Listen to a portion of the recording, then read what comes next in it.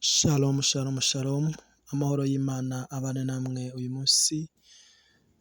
Ndabasuje mu izina rya Yesu Kristo, aho muherereye hose, abari mu Rwanda, Imana ibahe umugisha, abari muri Australia, muri Amerika, muri Canada, muri South Africa, Data wo mu ijuru abahe umugisha mu izina rya Yesu Kristo.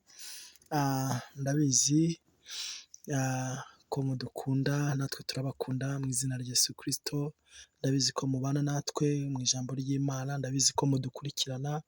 Reka mbabwire, ntabwo wahisemo nabi, wahisemo neza kubana natwe kuri Dufite TV.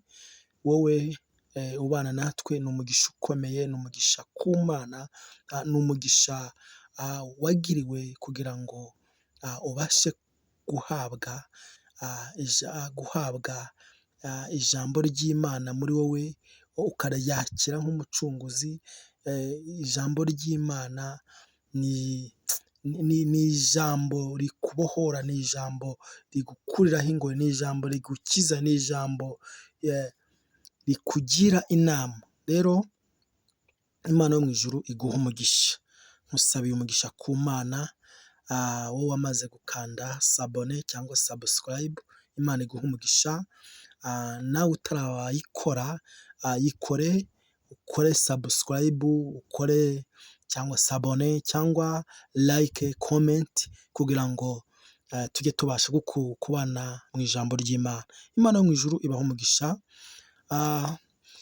Hari ijambo tugiye gusoma, hari ijambo tugiye kumva icyo Imana ivugana natwe muri iki gitondo. Hari ijambo dusanga muri Samweli wa mbere, turaza gusoma ibice ni 17, turaza gusoma n'umurongo wa 43,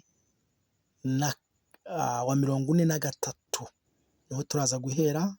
Samweli ibice 17:43 haravuga ngo, nuko Umufilisitiya abaza Dawidi ati, ko unteranye inkoni, mbese ugira ngo ndi imbwa?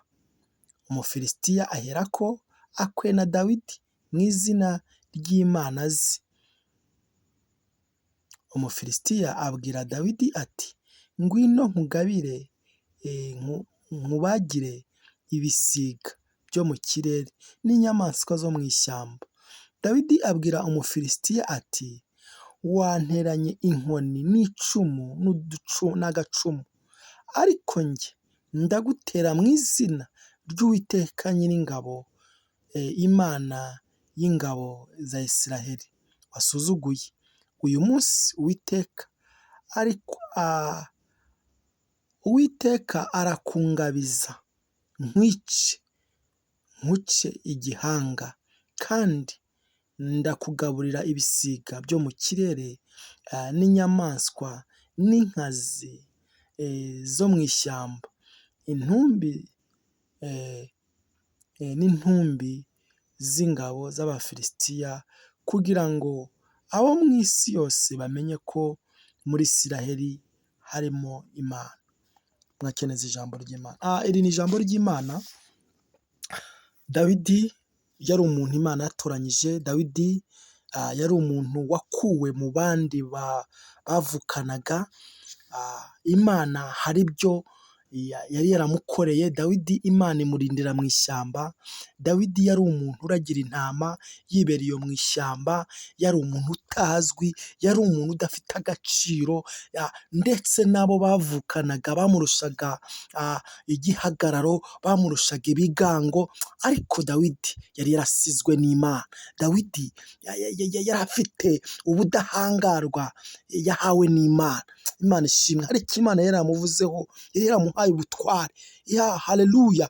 Ngo arangije, Imana ishimwe, uyu Mufilisitiya yewe aramukabiriza. Uyu Mufilisitiya amwita andi mazina, amufata nk'utariho, amufata nk'umuntu udashoboye, amufata nk'akantu k'akabwa, ariko Dawidi yari afite Imana muri we. Dawidi hari icyo yari yaravuganye n'Imana.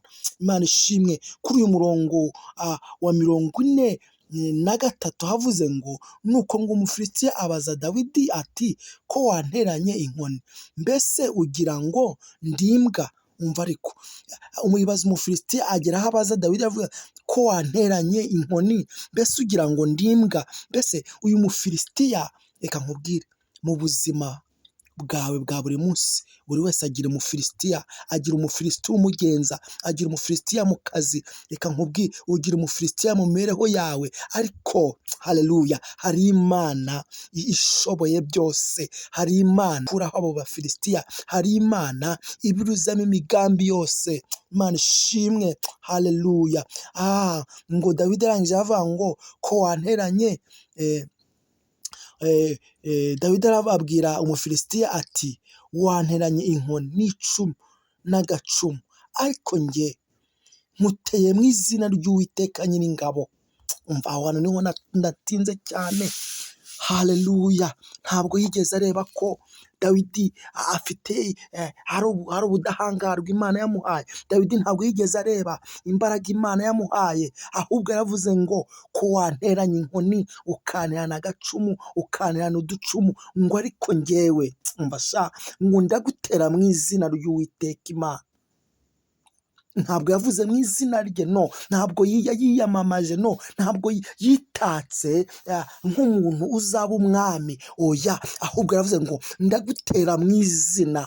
Ntabwo yavuze izina rye, oya, ahubwo yavuze izina ry'Uwiteka Imana, ndagutera mu izina.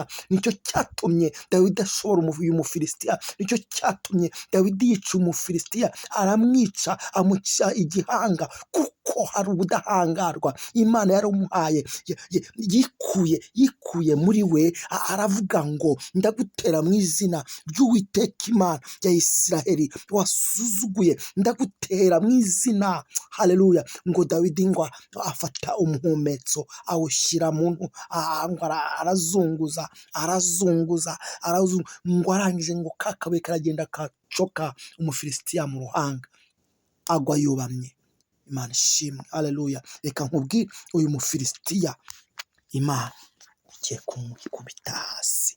Uyu mufilisitiya wari warakurizengereje, Imana igiye kumukubita. Umva kuri 43 avuga ngo uyu munsi Uwiteka ari bukungabize, nkwice muce igihanga. Reka nkubwire, uyu munsi Imana hari ibyo igiye kukugabiza, uyu munsi hari ibyo Imana igiye kuguha, uyu munsi hari ibyo Imana ihinduye, haleluya. Uyu munsi hari amateka asharira yahinduye, ubuzima burahindutse.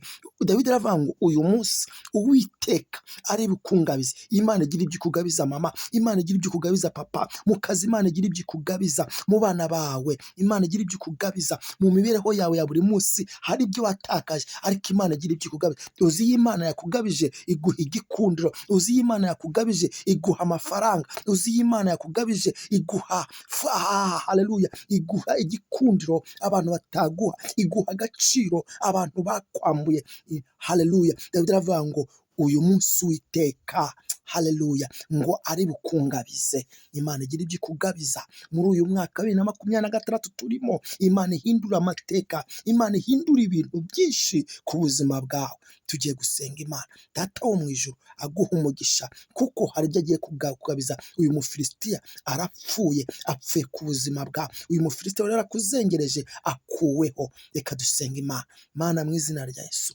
ndagushimiye ko uyu mufilisitiya wari warazengereje uyu mumama, uyu mufilisitiya wari warazengereje uyu mupapa, uyu mufilisitiya wari warazengereje uyu mukobwa, uyu mufilisitiya wari warazengereje uyu musore, umukuyeho, uramwishe, haleluya. Hari ibyo umugabije, hari ibyo umusubije, byari byaratakaye, byari byaragiye, urakoze kubimusubije, urakoze kubimugabije, urakoze aka kazi kari karagiye kukamugabije, urakoze kubikoze mu izina rya Yesu, amen.